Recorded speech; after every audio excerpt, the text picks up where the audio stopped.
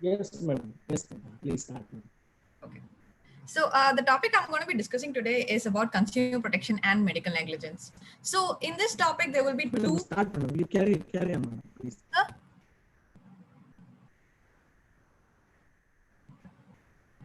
Can I? Okay. So the topic I'm going to be discussing is about consumer protection and medical negligence.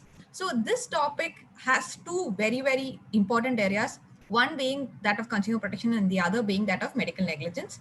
Um, So, in this particular topic, how I want to go about it is that previously this topic might have been just theoretical in nature, but at the present moment, given that we are having a pandemic and given that we have so many issues that have been arising because of this pandemic, and it could have an impact on both consumer protection and the medical field, this topic becomes a very important and pertinent topic for us to have a discussion upon. So, before we could discuss about the questions that are there in this particular topic, I wanted to go through the basics of it and then dwell into the important aspects and have a correlation.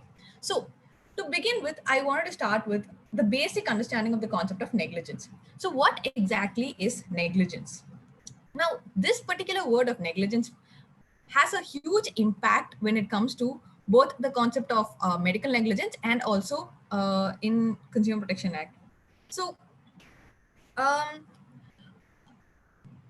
the term negligence is basically breach of duty caused by an omission to do something or doing something which a normal person would not be doing, right? So this is the definition of the term negligence. But if we had to understand this particular word in a simpler sense, it would mean just the failure to do something or failure to take due care in a situation where care is expected out for a particular person.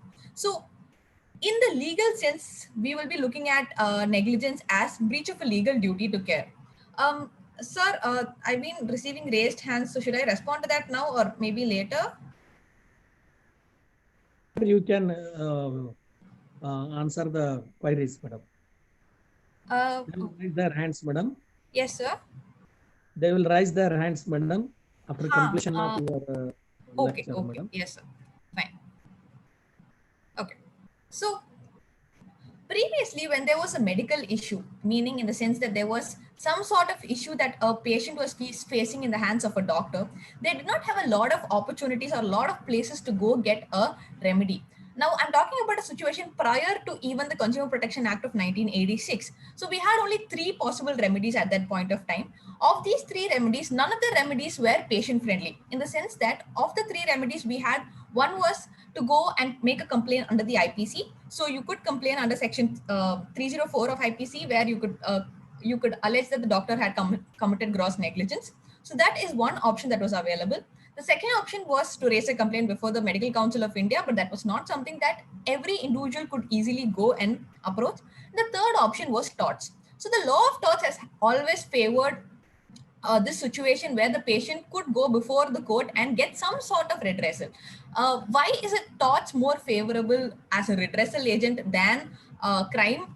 It's because that you eventually, when we discuss also, we will find that um, the Supreme Court has actually said that, especially against doctors, you should not allege criminal negligence, because when they're doing their duty, they need to have the freedom or the independence to actually do the duty without being scared of the implications that are there. So, a tort remedy is one of the easiest remedies that was always available, because obviously the Medical Council of India is not going to favor the patient, they will try and favor the doctor.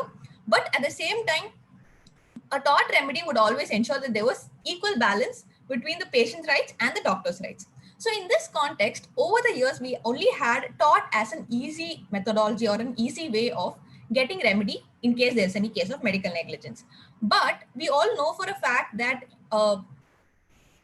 civil cases go on for a prolonged period of time, and that automatically makes it very, very difficult for a doctor to function easily and also a patient to get some sort of remedy from the court. So this situation was made better by the introduction of the Consumer Protection Act. So the Consumer Protection Act, I'm pretty sure that we've had like a week worth of lectures on Consumer Protection Act, and we've seen all the different the different areas of importance on areas of importance and their impact on different life scenarios. But with regard to the law supporting medical negligence, we'll have to understand Consumer Protection Act in the context, mainly in the context of the tort provision of negligence. So that is why I'm starting off with defining what exactly negligence is before going into the concept of Consumer Protection Act.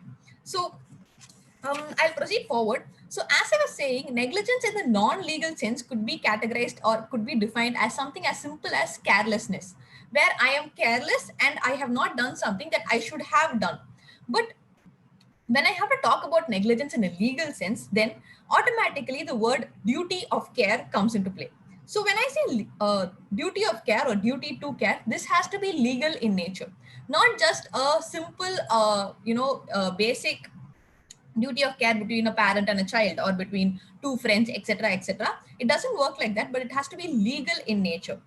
And if any conduct falls below this particular standard that has been set, the duty of care, the standard that has been set, if it falls below that, then automatically that gets categorized as negligence.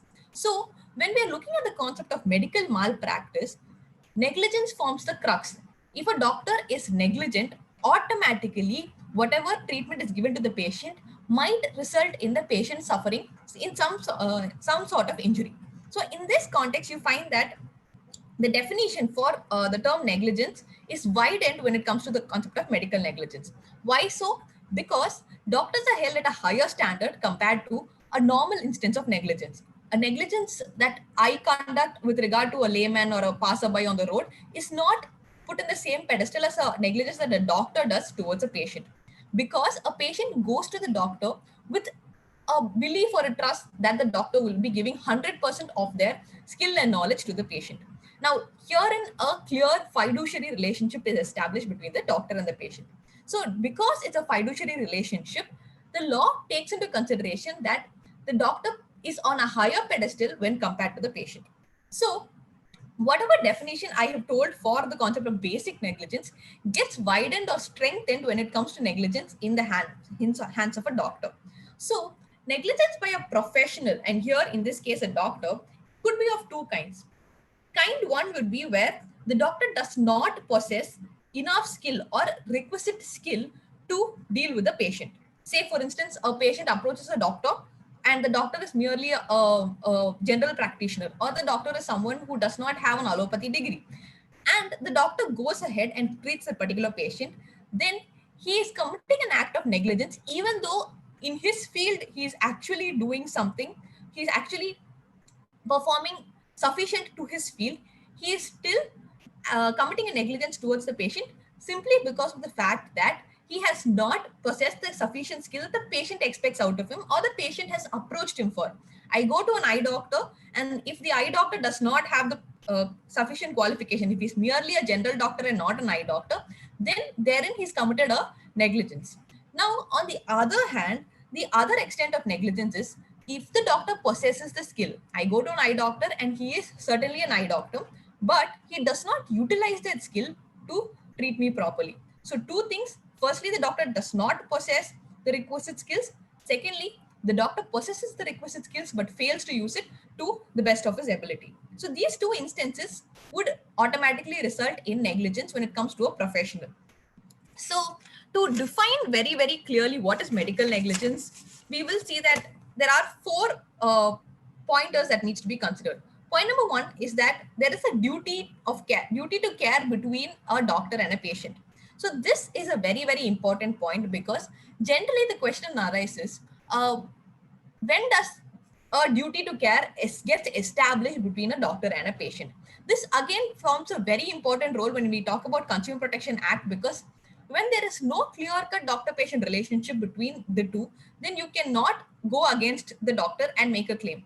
So that we will eventually be seeing when we look at the case of VP Shanta, etc. But just for a basic understanding, we find that the first thing that is the most important thing that needs to be established is that there should be a doctor-patient relationship. So how does this relationship get established? By the patient approaching the doctor, or by the doctor directing that particular patient to another doctor, or in certain instances where a doctor has in an emergency situation, a doctor has been called upon to act on the particular patient. So in these situations, a doctor-patient relationship gets established. But there is also the other instance where we would have come across situations where, say, for instance, a doctor sees an accident on the road and he does not take any action and he goes away. So in that case, has the doctor committed a medical negligence? No, simply because there he has not established a relationship with the patient. But if the doctor starts treating that patient out of sympathy, he suddenly starts treating that patient on the road, and then he decides that no, maybe it's not my area, and he leaves and he walks away, then he has clearly committed a negligence. So the most important thing is that a doctor patient relationship has to be established. It could be because of the doctor's overt act, or it could be because of the patient's overt act. Two-way, a relationship has to be established. Now, as soon as a relationship is established, there comes a duty to care. Now, this duty is immediate, which means that it doesn't have to have anything else added on to it. As soon as a doctor patient relationship is established, you will have a duty to care. Now, the second thing is in case the physician breaches the applicable standard of care. Now, what do we mean by applicable standard of care? We have this particular word, I mean, this particular phrase of standard of care has been discussed and debated over, I think, more than 50 to 60 years now. And one of the very, very famous cases that we have in this context is the case of Bolum versus I just listed out the cases over here, so I'll just point that out. So the case of Bolum versus Feron Hospital Management Committee. It's an age-old case and not an Indian case, but that Bolum test that has been laid down in this case is what we still follow. A lot of other pointers has been changed, but the basic ideology or the basic ratio decidendi that was laid down in this particular case is still applicable. And India chose to apply it in the case of Dr. Lakshman Balakrishnan Joshi versus Trayambak Bapu Godbale. So in this case, India chose to follow the Bolum test, and even till today, we follow the Bolum test. So what did the court lay down in the Bolum test? It is that generally a medical professional must demonstrate that they have acted in a responsible way and in a way in which everybody in their field would have acted in a particular given situation. So the testing line, or the line which finds out whether this particular person, whether the particular doctor has acted in a correct manner or not the correct manner, is whether he possesses the ordinary skill of a competent person. So that's the main thing that we're going to be looking at in any case. Obviously, any consumer protection case, especially cases with regard to medical negligence, be it a tort case or a consumer case, is always going to be looked upon on a fact and case-to-case basis. You can never have preset principles saying that if a doctor acts in this manner, then he's right, this manner, he's wrong.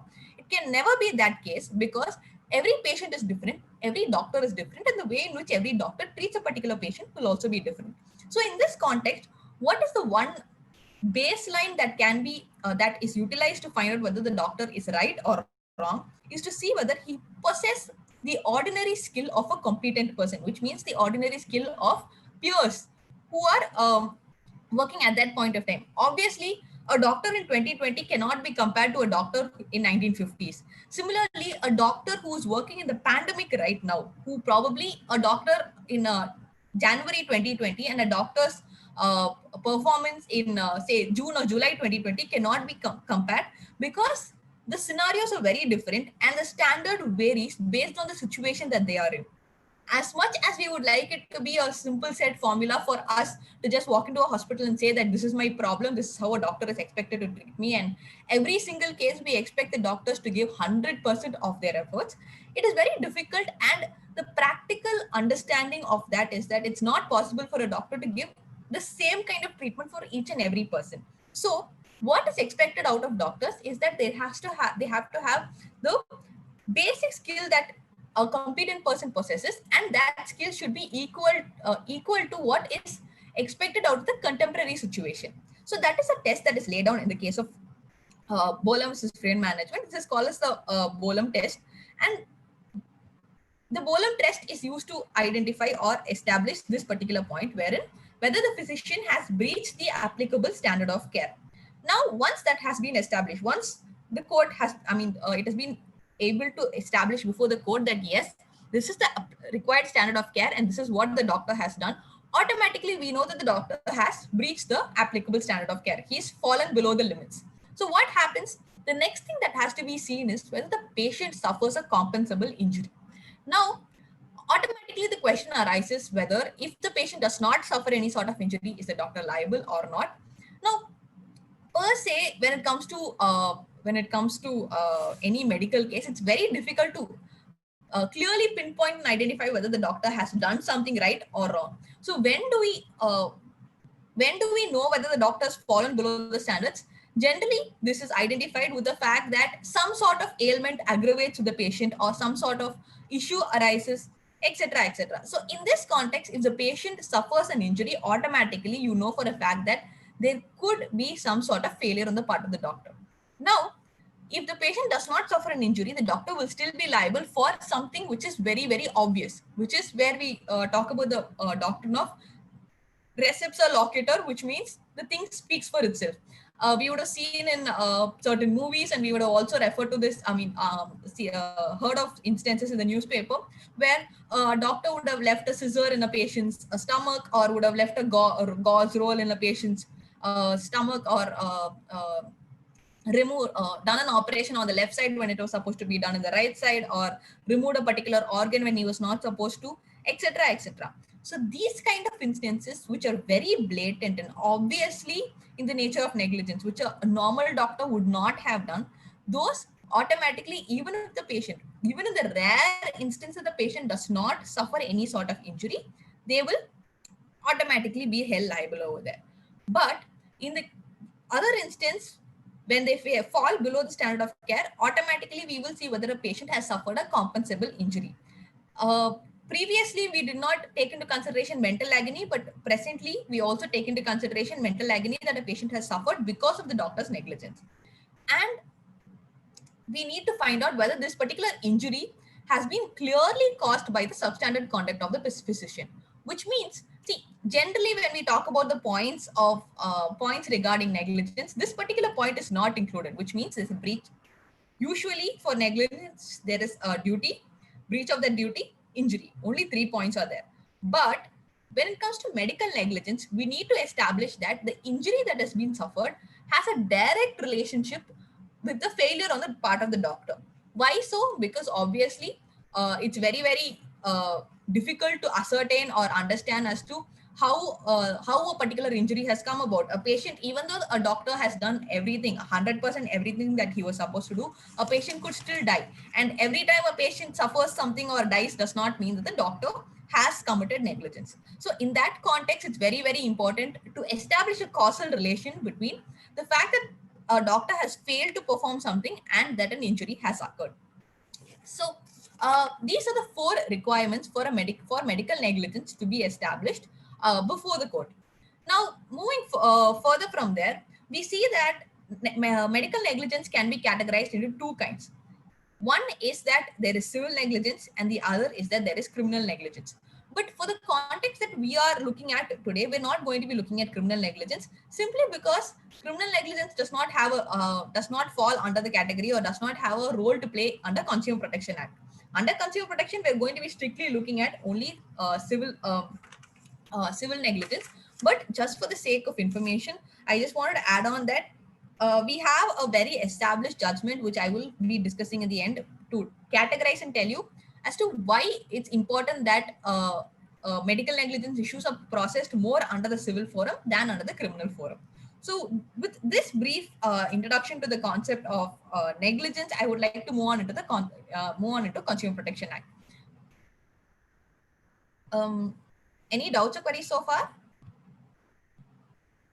Madam, you carry on, please, madam. Yes, sir. Thank you, sir. Okay. Okay. Yeah. So,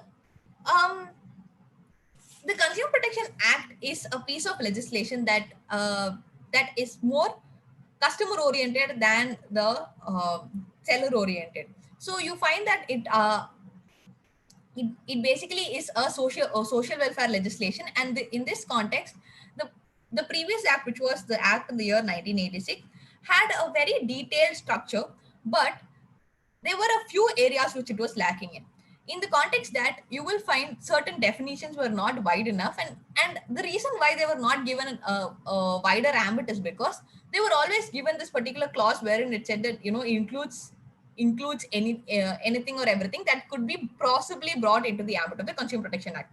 In you find that it's not exactly that prior to the changes that were brought in by the Consumer Protection Act 2019, we couldn't involve e-commerce, or it was not that these or health services for that matter. So the definition of the word service per se that is given under the Consumer Protection Act, or the definition of the word consumer, was very restrictive in nature, but eventually through court proceedings and through a lot of court discussion, we've been able to widen the ambit of this. Now, why was there a need for a newer act in the year 2019? So we find that previously the act did not take into consideration issues such as e-commerce, that the question of product liability was not there, that even though consumer protection was always touted to be a quicker methodology of resolving issues, it was a lot more difficult because there was a lot of latches and delays on the part of the court, and eventually this also started taking time. Like I said, when I began the class, I actually pointed out that this taught was the only or the easiest manner in which people could go to the court and get some sort of remedy for medical negligence. But you you see that even in the case of torts, there was a long pronounced court procedures due to civil law, due to civil courts. But on the other hand, with the introduction of the consumer courts, the matter started moving in a faster manner. But even that started getting delayed because of interim petitions, and then there were latches and delays. So to speeden up the process, we had to there had to be some sort of mechanism that had to be brought in, and that is what this particular piece of legislation has sought to do. That it has sought to establish, sought to increase the jurisdiction and bring in other alternate dispute resolution mechanisms. So I'll just briefly run through the salient features of the Consumer Protection Act so that we can quickly have an understanding of the features and compare that to the changes that have been brought about by the 2019 Act.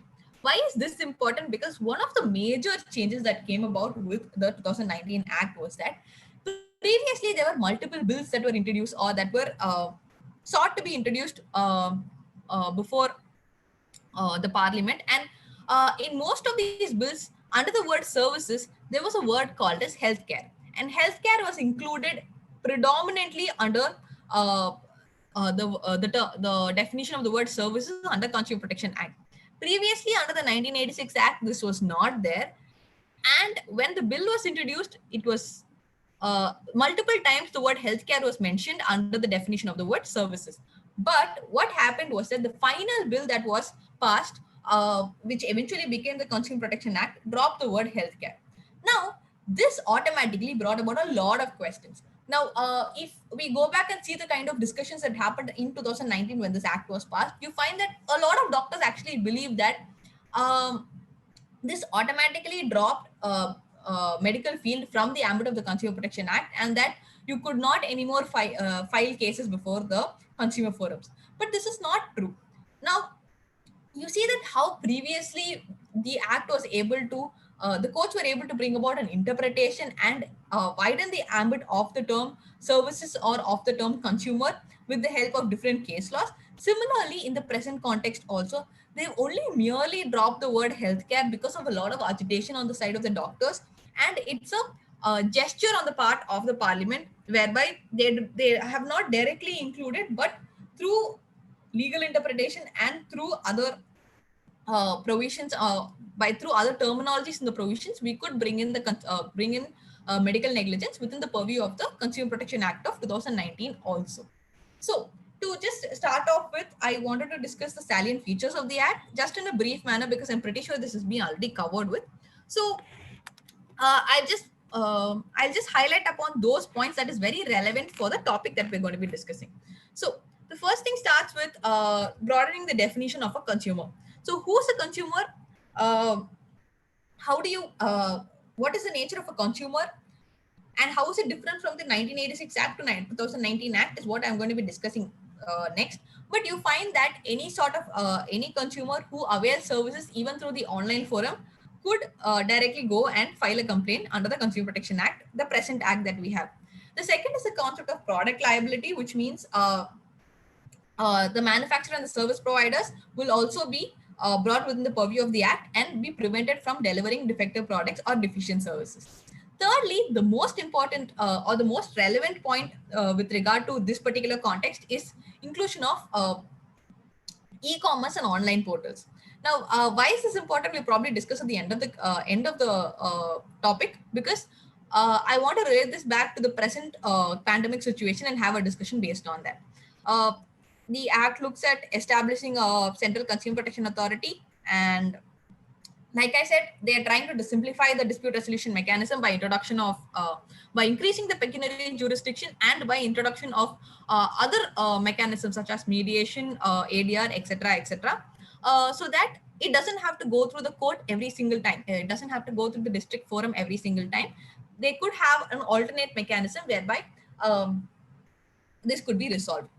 And introduction of additional grounds to file complaints, imposition of higher penalties to prevent that, etc., etc., have been introduced, and the word healthcare has been deleted from the definitions. Now, this particular point is very important because we need to understand this from both the perspectives, from the perspective of the patient and the lawyers, from our perspective, and on the other hand, we need to understand the inclusion of the deletion, the impact of it from the perspective of the doctors. So why are doctors generally not very happy with the introduction or with the inclusion of the word healthcare or with bringing medical services within the ambit of the Consumer Protection Act? Is because there are multiple arguments to this. Point number one, their main argument is that it's a service, it's a professional service that is being provided, and in that context, the sanctity of the profession is automatically lost when it's brought within a third party forum, which means that they are not brought within the ambit of their medical forum, but brought before a consumer forum, where their second argument is that anybody who understands or anybody who decides upon the matter does not have the knowledge that is requisite of them, which means that the medical terminologies that are put forth by the doctors before the court, the doctors are the judges are not able to understand or ascertain the facts based on a clearer understanding of the medical terminologies. So that is one of the negatives that the doctors portray, saying that because of the fact that the judges do not understand the case as well as they should be or understand the medical terminologies as clearly as they should, they automatically give a decision in against the doctors because they don't have a clarity on the particular case. They believe that there's a constant belief that it's always that the doctors are the ones who are trying to get away with the situation, and get the patients eventually don't get any remedy. So in this context, the doctors do not want to be brought within the ambit of the Consumer Protection Act. Similarly, they also they also point out that advocates are exempted from the ambit of the Consumer Protection Act, and because that has been given the independence or given the integrity to be acting as a professional service independent of this particular legislation, why not give it to the medical profession as well? So with these questions, we'll move forward to understanding the definition part of it. Now, the definition part of this particular act is actually way more important than any other provisions that are there, because majority of the provisions is about establishment of the forums or the appeal procedures, uh, what is the basic requirement to file a case, blah, etc., etc. But the definition part is where the main interpretation happens, because even with the 1986 Act, over the years, you find that it's only with this definition clause that a lot of interpretation or understanding and widening of the scope of this legislation has taken place. So for that, I wanted to go into the terminologies that are there. So I've just culled out the relevant points or the perspective of the relevant words from that particular from the legislation and put it over here. This is not the exact replication of the section. So first off, we start with understanding the definition of the word consumer. So who is a consumer? Now, under the old act, under the section 21D of the Consumer Protection Act 1986, it merely means a person who avails or hires a service for consideration and includes a beneficiary. So this is the definition that is given under the old legislation. Now, the present legislation has a wider definition. Obviously, the first few pointers are a lot more detailed than this, but the most important distinction between the old piece of legislation and the new piece of legislation is that you find that this section 2 clause 7 of the Consumer Protection Act in the present context discuss about persons, also includes persons who engage in offline or online transactions through electronic means or by teleshopping or direct selling or multi-level marketing. So this is something that is not present in the old act. Obviously, it does not mean that the old act did not take into consideration or would have blatantly said that they won't take into consideration any online transaction, but it has become pertinent to have a clearer inclusion of any sort of online transaction. So the general context is that any person who buys any goods for a consideration and he has paid or promised or partly paid or partly promised the consideration for this, and any particular person who hires a service same way through you paid for it or you partially paid for it, partially promised, etc., will except for those who do it for a commercial purpose will fall within the ambit of the act. But the explanation clause is where the widening takes place, where the explanation clause says that when by the expression buys any goods or hires any service, it includes offline or online transactions and transactions which take place through electronic media or tele shopping or multi-level marketing. So this is one context where the definition has been clearly elaborated from what was previously given under the act. The second context where it becomes important for us in this particular context is, okay, let's become very small. Okay, so the definition of the word service. One second.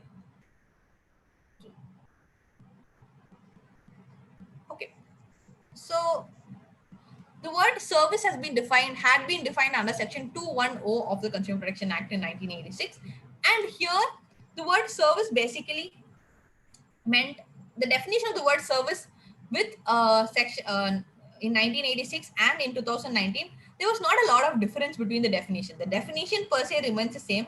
It basically says that a service means service of any description, and they talk about what are the inclusions and limitations of it. So here what had happened is you find that the term okay, so you find that there is a term which says that it includes certain services, not limited to, but also. So when they say that, they make a list of services and they say that it's not just limited to these services, but it could also refer to any other service. So one exception that they make here is that a contract of personal service cannot be brought within the ambit of the Consumer Protection Act. Similarly, you find that, one second, so similar definition has been given under the present act also. Section 2 clause 42 of the CPA 2019 also defines service. Now, what is the defining or what is the differentiating factor between both these definitions is that section 2, the previous definition 210, you find that that definition was not inclusive because it wanted to include a lot of it gave a lot of futuristic ambit. But section 2 clause 42 had the word healthcare included in it in multiple bills, but this particular word was consciously dropped by the parliament before passing this piece of legislation. So that is the defining momentum over here, that it's become it has very, very clearly or in a very obvious manner excluded the definition, excluded the word healthcare. Now, once the word healthcare has been, one second, yeah. Once the word healthcare has been removed, the question is whether without the usage of the particular word, whether they can be brought within the ambit of Consumer Protection Act or not. So this question was answered by the court in the case of the Indian Medical Association versus VP Shanta. So this is the most defining or the game changer when it comes to the context of medical negligence in Consumer Protection Act. torts is a different scale, but with Consumer Protection Act, this is the case that made all the changes. Now, to discuss briefly about this case, you find that in this case, the question that went before the court is with regard to section 210 of the Consumer Protection Act, where within the term service, whether medical services fall under the category or not. So here, what happened is that they spoke about two terms. One is contract of personal service, and second is contract for service. So it's very important for us to distinguish between a contract of service and a contract for service before going on to understand what this particular judgment dealt with.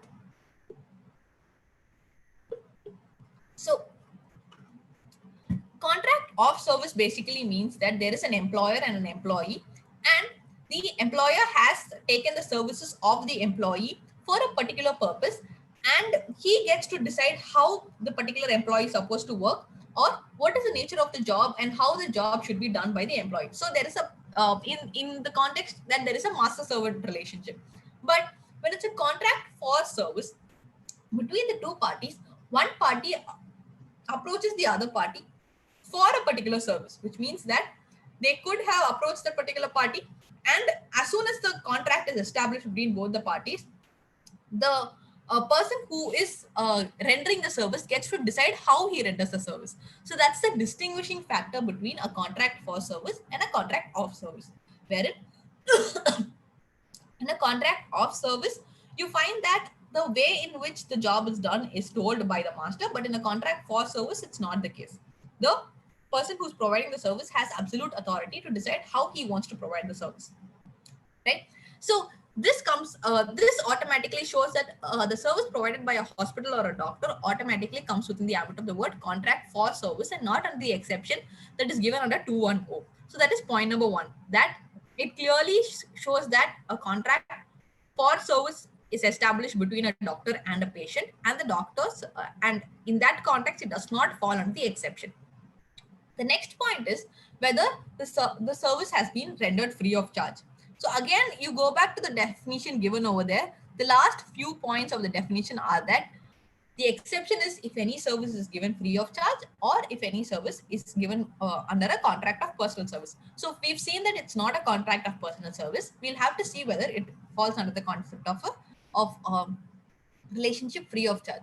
Obviously, we know for a fact that a doctor-patient relationship does not establish until unless fee has been paid.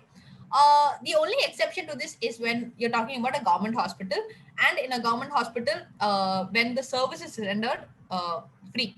So when a service is rendered free, then the doctors are not brought under the ambit of the ambit of section 210.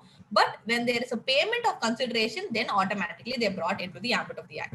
So yeah, so quickly to run through the provisions. So section 210 is the context of this particular legislation. Whether it's a contract of service or contract for service, it was established that it's a contract for service and not of service. Whether it amounts to free treatment, when the treatment is completely free, then yes, the doctor is not bound by the Consumer Protection Act. But when some sort of consideration is paid, then they are brought within the ambit of the act. And in some instances, you find that hospitals are free for some patients, are free for below poverty line patients, and then for people who can afford, they take money. In that context, whether they fall under the category of a free hospital or not free hospital, the court clearly stated that it is a specific relationship between the doctor and the patient in that particular case. So in a case if the doctor does not take any funding for that particular treatment, then he does not fall under the category of this particular legislation. So okay, so with this context, the medical services have been brought within the ambit of the Consumer Protection Act. Now the next thing is to ascertain whether there is a deficiency of service or not. And like I pointed out initially when we were discussing with regard to the definition of the word medical negligence and trying to understand trying to understand what is the standard of care and how that has to be followed, it becomes a little difficult because it has to be ascertained or understood in a case-to-case basis. So we have two judgments where the court has tried its best to say that this is the possible limits of deficiency of service that could be ascertained. So one such case is all the cases that I mentioned are Supreme Court judgments. So one such case here is the Malaiko Ganguly case versus Sukumar Mukherjee in the year 2009. So in this case, the court, for establishing medical negligence or deficiency of service, they've laid down certain rules that need to be followed. So point number one is that they've clearly established that there is no guarantee, there must be no guarantee given by a doctor or a surgeon that the patient would be completely cured.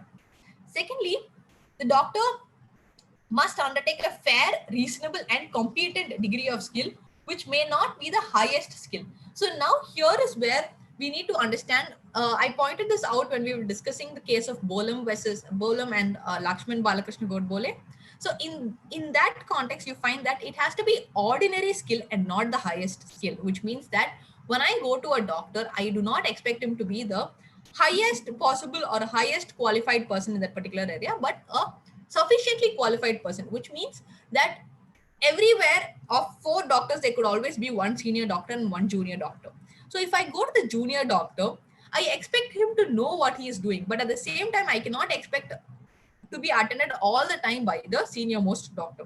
So the skill set that is expected out of a doctor should not be highest, but it should be fair, reasonable, and competent degree of skill. Next thing that has to be done by the doctor is he has to adopt one of the modes of treatment. And if there are many modes of treatment, then he should take the option that most likely is to result in the lesser risk, which means that if there are treatment which will cause some sort of harm to the patient, and then there's a treatment methodology that could actually easily give him the solution, then I should go for the easier one and not the complex one, if there are more than one mode of treatment that's available. And in case the doctor fails to act in the standard manner, or he fails to falls below the reasonable degree of care, then the doctor could be asked, then it could be possible that the doctor has been negligent in nature. And in a complicated case, the court will try their best not to attribute negligence on the part of the doctor immediately. For instance, in a case where a doctor generally a doctor in that context finds it difficult to ascertain or understand how the particular case has to be taken forward, the court will not say that, you know, in all cases the doctor should have a clear idea of how the human body works. So there are 4 things that are very, very important that the court has given as guidelines. Firstly, that the doctor should have reasonable competent skill and not the highest skill. Secondly, when he's adopting a mode of treatment, he should take the one that would cause lesser harm to the patient. And in case he does not adhere to any of these reasonable degrees of care, then he automatically is said to have committed negligence. But when it comes to a complex case, the onus of the benefit of doubt is always given to the doctor and not to the patient. Yeah. So these pointers have been laid down, and with the help of these pointers, like I said, it has to be ascertained only on a case-to-case basis. Now, the problem with the Consumer Protection Act, with medical service being brought within the Consumer Protection Act, is that automatically there is a sense of fear that is instilled among the doctors that they could possibly be tried for some sort of misdemeanor or some sort of issues that could come about while they're treating the patient. So if this thought is always there in the mind of the doctors, then they might not be able to proceed properly. So this is the reason why you bring medical negligence within the ambit of civil law and not under the criminal law, because criminal law per se would result in grave repercussions to the doctor, which means they will automatically assume they get jailed, then their practice would be suspended, it would be difficult for them to come back and practice, etc., etc. So generally it's believed that if you bring it within the ambit of the Consumer Protection Act, then they would probably be suffering some sort of damages, and in most of the cases this damage is borne by the hospital itself, right? So in that context, it's important to distinguish between what the court what could be brought within the ambit of civil proceeding and criminal prosecution. So this context has been dealt with in the case of Jacob Matthew versus State of Punjab and other. So this is a case where the court has taken the efforts of laying down the list of issues that could be brought within the ambit of the word of civil negligence, and those that should be taken into the ambit of criminal negligence. So we'll quickly go over that particular case. So any simple lack of care or an error or judgment or would not constitute of culpable medical negligence, which means that when a doctor has taken all due care and if he has just failed in a small part, which even though could have resulted in a damage to the particular person, if the error done by the doctor is minimal in nature, then in that context, the doctor should not be held criminally liable. Okay. Similarly, they again reiterate the fact that what is expected out of a doctor is not the highest skill that has to be possessed, but the requisite nature of skill should be that it should be of reasonable competence. The next thing is there's the word gross negligence that has been mentioned under section 304 of IPC, 304A of IPC. So when you talk about what exactly qualifies as gross negligence, it needs to show that the doctor had completely ignored whatever is the required basic requisites on his part, and has proceeded in a manner in which no other doctor would have ever proceeded if he has given the same set of facts of case before him.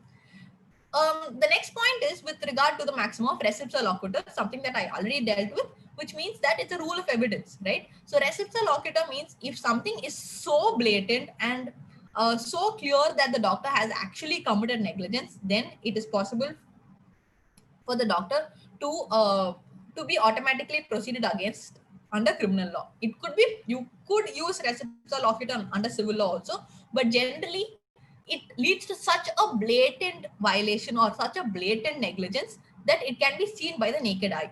Okay. And the court also believes that generally the principles of the guidelines that are laid down by the Medical Council of India should be prioritized, and these guidelines should be revised to take into consideration how a doctor should function in a given situation. And in case a doctor is accused of rashness or negligence, then it's not necessary. I mean, it should not be that he's simply arrested on basis of allegation. There should always be a countering factor where if it is only necessary for the investigation, then the doctor can be arrested. And in case he needs to be arrested also, the facts against him has to be verified by another third party to find out whether it's actually necessary for the doctor to be arrested or not. So these are the pointers that were laid down by the court under the case of Jacob Matthew versus State of Punjab. So with reference to the concept of medical negligence and consumer protection law, we find that the consumer protection law has actually given the patients a very easy and approachable mechanism or an outlet for approaching the court in case there's any violation. Now, in most of the cases, when it comes before the Consumer Protection Court, the remedy that is given by the court is that some sort of damages or compensation is given to the patient. And yeah, but when it goes before the criminal forum, then automatically the doctor will be arrested. Now, why this particular topic is far more important for us in the present context than in the previous context is it brings about two main questions which I wanted to deal with. So these questions which we could be pondering upon in light of the pandemic that we are in right now is that question number one would be, what is the liability of doctors for alleged medical malpractice or medical negligence during the pandemic? So we have come across a lot of instances where doctors have been alleged to have not taken due care of the patient, that the doctors are treating the patients, mishandling the patients, are not able to treat the patients properly, that the hospitals are not able to provide with sufficient beds to the patient, etc., etc. So one of the questions that we should be looking at with the effect of the pandemic is that the liability of the doctors and the liability of the hospitals for failure to provide with sufficient equipment for the doctors to treat the patients and for the patients to get admitted or have access to. So that is one question. And the second question is with regard to the liability of doctors during online consultation. So we know for a fact that previously, before the pandemic, you always found that any sort of online consultation or online treatment was very restrictive in nature, and you did not have any governance uh, extended to the online consultation. Now, two things are in our favor. Firstly, you find that the Consumer Protection Act itself has brought within its ambit e-commerce and online services. Secondly, once the world moved towards online consultation with regard to once subsequent to Corona, the pandemic, you find that majority of the consultation takes place online. It could be either video consultation or teleconsultation, and the doctors uh, do not take as much time as they used to take previously, or they do not have as much interaction with the patient as they used to do previously, and they prescribe medicine only on the trial basis. So what exactly would be the liability of a doctor in case they fail to give a proper diagnosis with regard in an online consultation, which is way different from the consultation that they would have given in case it is offline in nature. So these are the questions that need to be pondered about for the future. Now, my take on these questions would be: question number one, with regard to the liability of the doctors for alleged medical malpractice or medical negligence during pandemic. One of the first things that I pointed out is that applying the Bolum's test, you find that it's not necessary or it's not possible for the doctors to be judged upon on the same levels during all situations. Like I said, what the level in which the doctor would have been ascertained in 1954 is not the same level in which he would be judged in 2020. And this similarly, when a doctor in a normal situation and a doctor in pandemic are judged based on different criteria. But even though it is a pandemic, if the doctor has committed such gross negligence that he has ignored something that is blatantly shown before the patient, or they have refused treatment to a patient, then they could be held liable. Second question, you find that the best part is, even before the pandemic happened, the Consumer Protection Act of 2019 brought within its ambit online consultations and e-commerce and online services.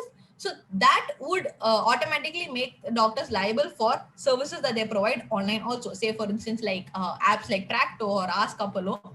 Previously, they always had a line saying that the doctors will not be held liable, and but this is merely a discussion forum and not as a consultation forum. But now it's not the case, because majority of the consultation has actually moved online, and you find that the doctors will have to be held liable in case they fail to take due care during these services. So with that, I'd like to conclude my lecture on this particular topic. Any questions on this, I'd be willing to take forward. Thank you, madam. Thank you. Dear friends, if you have any doubts, please raise your hands.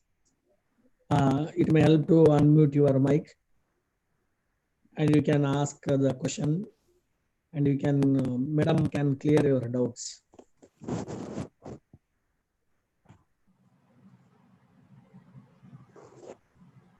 Madam, any questions in chat box, madam? 1 second, so I'll just check. No questions.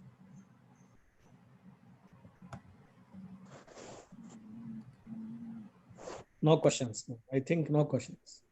Okay, sir. No questions in chat box, sir. At least not personally or. Yes.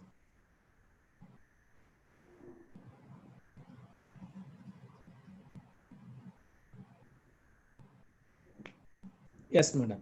Sir. We shall conclude, madam. Yes. Thank you, madam.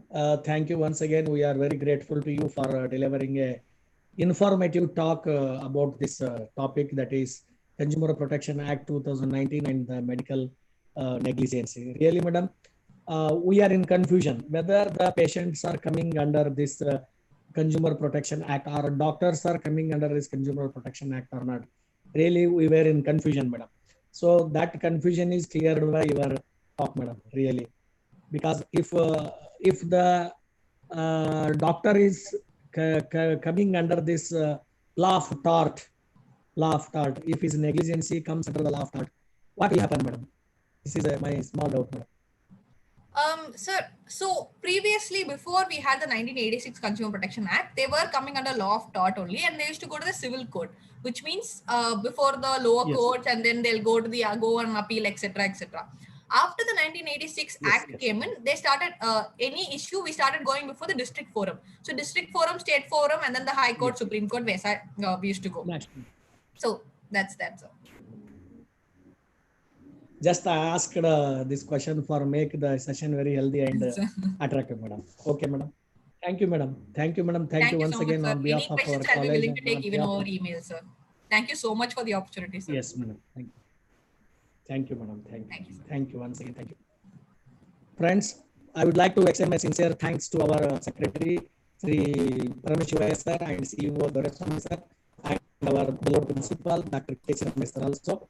And I extend my sincere thanks to Dr. J. Sundapu sir, the regional director, Indira Gandhi National Open University Regional Center, Bangalore. And also extend my sincere thanks to all learned participants from the various parts of the nation and my learned colleagues also. Once again, I extend my thanks to Madam also, because in her previous study she is being with us and delivered a very, very informative talk. Thank you, Madam. Thank you once again. Thank you, sir. Friends, tomorrow we will meet in Zoom hall by 11 a.m. morning at same time. Tomorrow's speaker is Dr. Professor Ashok R. Patil, Chair on Consumer Law and Practice, established by the Ministry of Consumer Affairs, Government of India, National Law School of India, University of Bangalore. The topic is consumer protection in the banking sector. All of you join tomorrow. We will meet tomorrow at 11 a.m. Thank you. Thank you, sir. Thank you. Madam, thanks, madam. Thanks. Thank you, sir.